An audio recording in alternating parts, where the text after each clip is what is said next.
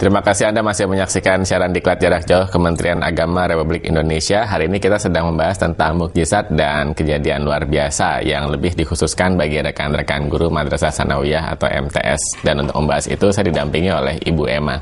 Bu Emma, tadi sebelum jeda sudah dijelaskan ya, yang dinamakan mukjizat ini bukan kejadian sembarang kejadian, bukan semua kejadian luar biasa atau tidak terduga boleh serta-merta dikategorikan sebagai mukjizat, begitu.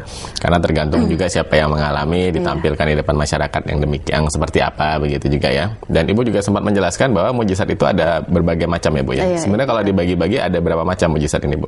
Nah, tadi kan sudah dijelaskan secara sekilas bahwa mukjizat itu kan ada dua ya, ada indrawi, ada imaterial gitu. Secara garis besar apa perbedaan antara keduanya? Bahwa kalau yang indrawi itu bisa diindra, bisa disaksikan, bisa didengar, bisa dilihat. Nah, kalau imaterial lebih ke diri atau misalnya hal-hal yang tidak bisa diindra, tidak bisa dilihat tapi dirasakan. Yaitu seperti misalnya Al-Qur'an.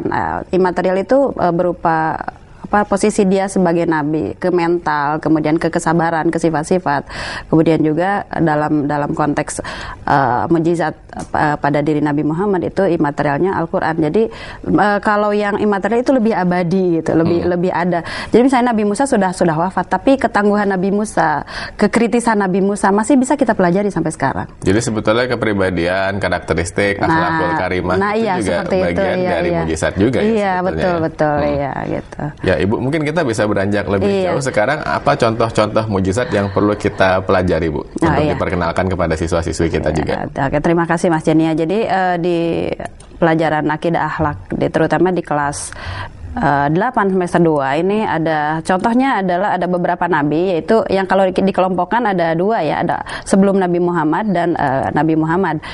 Nah, sebelum Nabi Muhammad ada 5 nabi yang diperkenalkan mukjizatnya, yaitu Nabi Nuh, Nabi Saleh, Nabi Ibrahim, Nabi Musa dan Nabi Sulaiman serta Nabi Isa. Nah, kemudian di akhir itu tentang Nabi Muhammad, dan porsi Nabi Muhammad ini memang lebih besar karena memang Nabi Muhammad adalah Nabi kita, dan Nabi Muhammad ini posisinya sebagai penutup para Nabi gitu. Nah, kita awali dari mukjizat Nabi Nuh. Kita kenal bahwa Nabi Nuh itu adalah Nabi yang memiliki mukjizat membuat bahtera.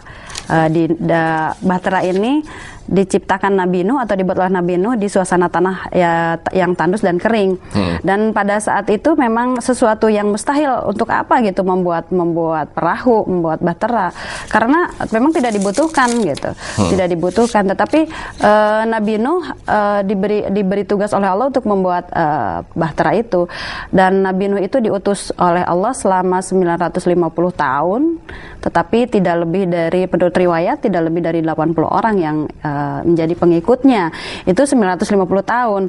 Dan diakhiri dengan membuat bahtera inilah Nabi Nuh terus mengajak untuk bertauhid kepada Allah. Tetapi mereka istilahnya gini, jangankan mereka melihat Nabi Nuh membuat perahu gitu di tanah, di tengah-tengah suasana yang tandus dan kering. Mereka justru mereka menganggap bahwa Nabi Nuh ini sudah gila gitu. Kok aneh gitu ya. Tidak ada apa-apa kok sampai membuat seperti itu. Tetapi memang Allah ingin membuktikan bahwa Nabi Nuh sudah menjelaskan bahwa saya membuat ini adalah hanya karena perintah Allah gitu. Tetapi umatnya itu memang tidak percaya.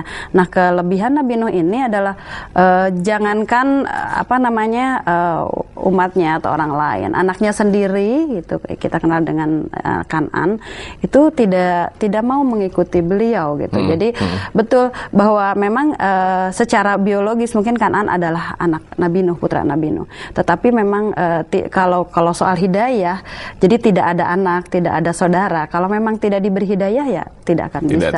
Tidak terjadi seperti itu. Bu, kalau kita bicara soal strategi mengajarkan Bu, kita tahu bahwa dalam daftar ini saja paling tidak kurang dari 7 atau 8 orang Nabi dan Rasul yang perlu diperkenalkan kepada siswa-siswi kita mukjizatnya. Kita ambil Nabi Nuh sajalah dulu sebagai bagian yang kita telah di sini ya.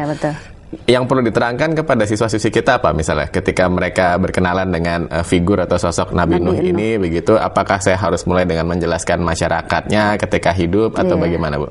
Iya, betul, Mas. Jadi kalau kita misalnya mau menerangkan tentang Nabi Nuh kepada para siswa, itu kita mulai diawali dari kegigihan beliau, kesabaran beliau, dan itu kita mesti tekankan bahwa beliau berdakwah dan hidup di tengah-tengah umatnya itu selama 850 tahun dan pengikutnya tidak lebih dari 80 orang gitu, kurang dari 100 gitu. Itu betapa itu harus ditonjolkan bahwa walaupun pengikutnya sedikit, gitu, Nabi Nuh tetap berdakwah, tetap melakukan tugasnya sebagai nabi. Walaupun selama itu gitu, yang ikut hanya beberapa orang saja gitu. Jadi di situ mesti ditonjolkan kesabaran Nabi Nuh, kemudian kehidupan Nabi Nuh, sampai misalnya bahwa anaknya saja yang hidup dengan dia, istilahnya sehari-hari dengan dia, bergaul dengan dia, makan dengan dia, itu tidak bisa diajak gitu. Itu harus menunjukkan kepada siswa bahwa bagaimanapun juga kalau Allah sudah berkehendak gitu, jangankan orang lain gitu, anaknya sendiri tidak bisa diajak.